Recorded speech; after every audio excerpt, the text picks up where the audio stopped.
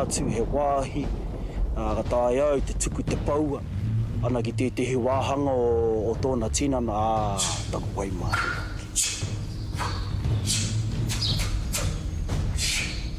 It's going to be speed and fitness. I know how fights go, so I'm guessing my strategy is just to try and wear him down.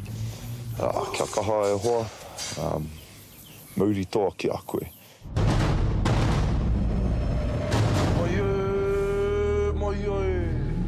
Mai e te tupua, mai e te tawhito, mai e te kāhui o ngā riki. Mai e tā whiwhi atu kia tū mātau e. Tomo mai kōrua. Fight hard, fight fair, and just do your best. Kia toa, and I know you fellas will do your best.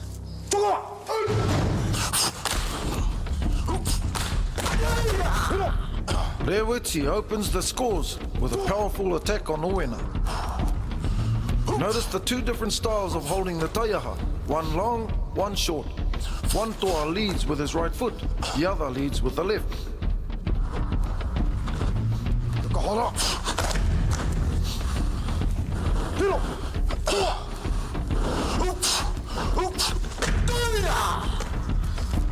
Hiro. Toa.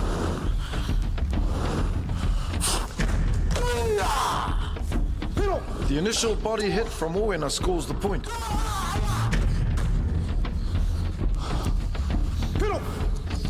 Rewiti continues to probe at Owen's defense.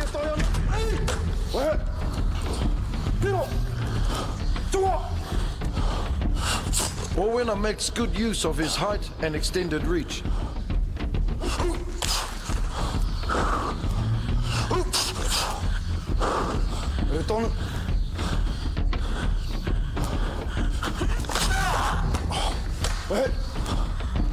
Hiro!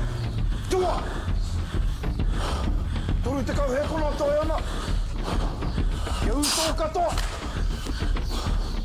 With under 30 seconds remaining, the toa looked to be tiring. Hiro! Toa! Kia kahara.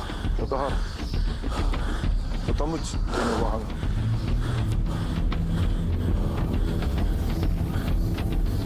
Hakamutua! Hari ki nā parts.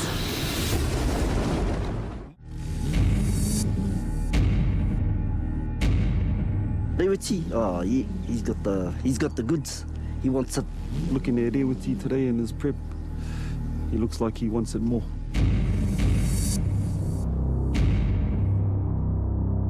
I was a betting man, probably a lead towards Owen. Don't want to say, but my money's on Rewiti. Tēnā kōrua, ko te wahanga tuarua. Tukua!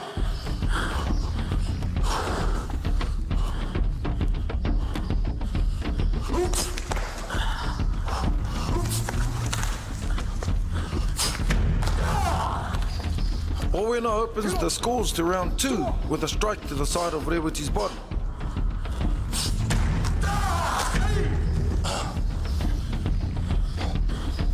Tua! Tahi minute e tai ana!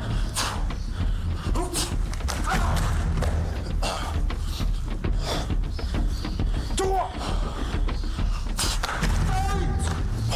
Owen strikes to score again.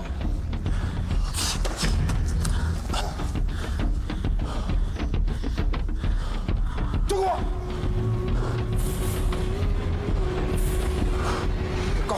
Ke kahara! Owen strikes hard to the head of Rewiti. Whakamutua!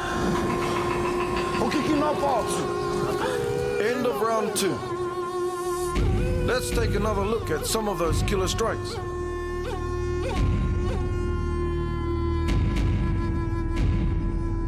I hope they're doing more and a lot of money on both of these two awesome toa. Blood, sweat and tears, and we'll be fighting hard. Well, I think Owen's up. Owen's come out fighting at the start. Owen's quick, but Rewiti's buying his time.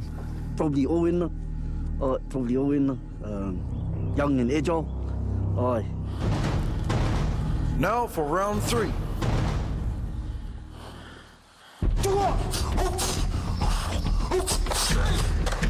Rewiti opens the scores to round 3 with a lethal blow to the body of Owen.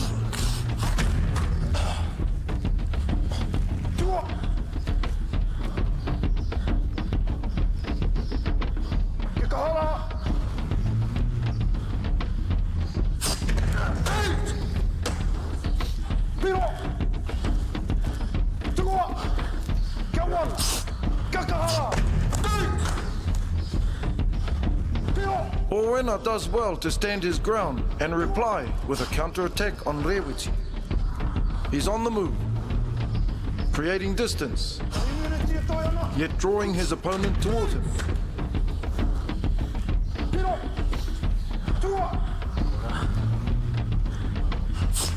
Rewiti continues on the attack.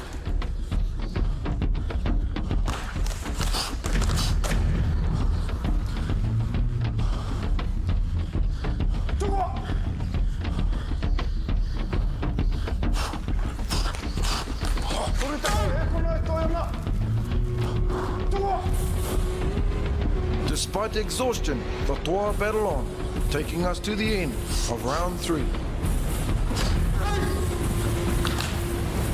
We enter the final round, round 4.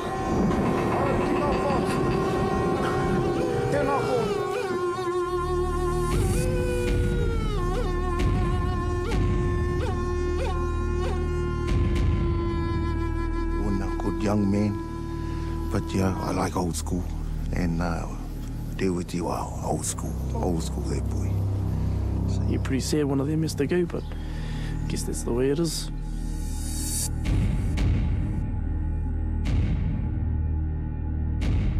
There's a lot they're going to carry on their shoulders.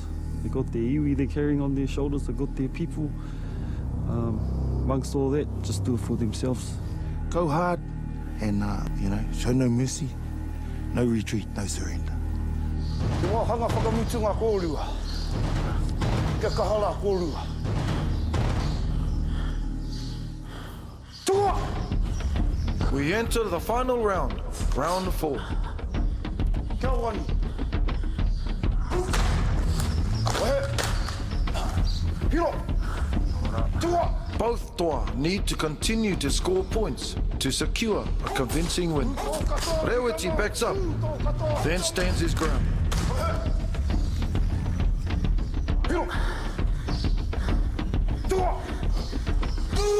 Owen taunts his opponent, and Rewiti replies by jabbing with thrusts to the face.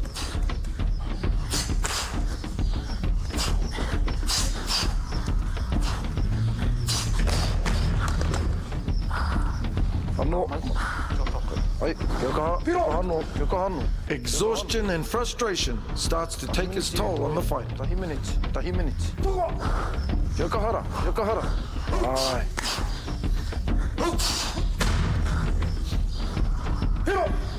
Tukuna te rā kau kia kōrero e homa. Kia kahara.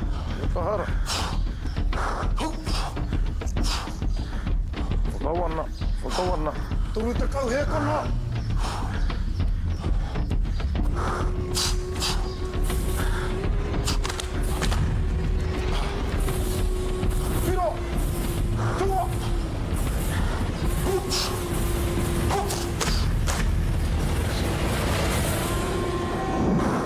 Whakamuta, tina pātu, tina kōrua.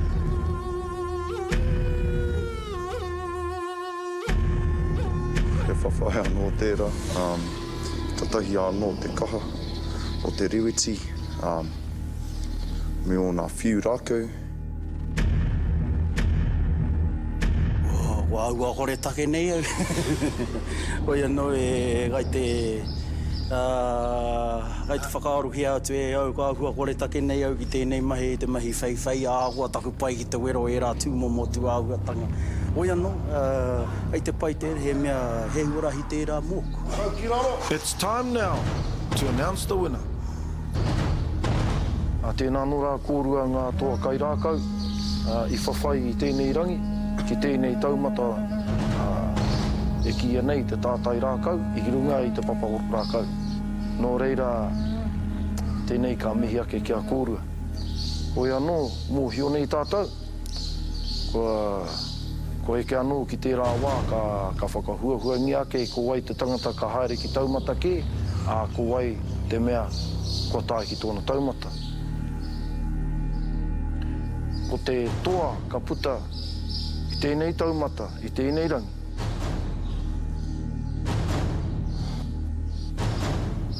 Kei tōku taha maui, ko Owen. Nō reira, hongi korua, kia tau ai te rongo.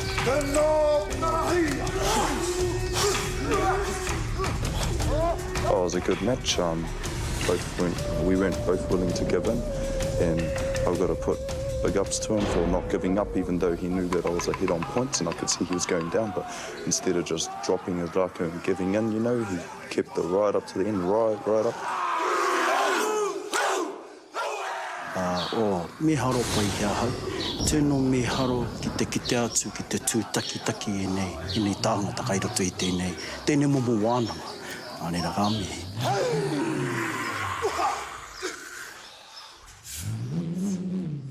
Mena ka tūtaki maua tāua anō, ki runga i tēnei papaoro rākau, kia kaha te wihi anō, kia whiu tērā rākau, kia kaha o patu anō, māku e mihi atu ki a koe a te wā. Kia ore hoa. Ko taku kōrero whakaotinga, kai te mihi tonu atu au ki ngā tāngata. Ki ngā tauira atu, ngā pia atu kai roto i te tū wānanga nei. Kia kaha, kia māia tonu rātau i roto i ā rātau mahi, me ngā tikanga, me ngā kawa, o ngā mātua, ngā tūpuna, i tūpuna mai e rātau ki a tātou.